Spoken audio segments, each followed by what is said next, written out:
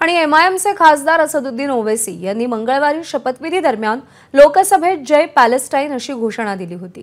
याला ठाकरे गटाचे खासदार संजय राऊत यांनी समर्थन दिलंय।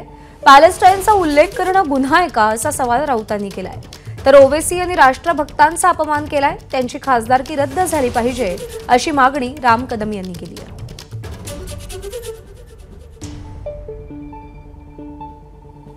पॅलेस्टाईनचा उल्लेख करणं हा गुन्हा आहे का? पॅलेस्टाईनच्या बाबतीत सरकारचं धोरण काय आपल्या भारत सरकारचे ते आधी स्पष्ट करावं। पॅलेस्टाईन हा एक देश आहे।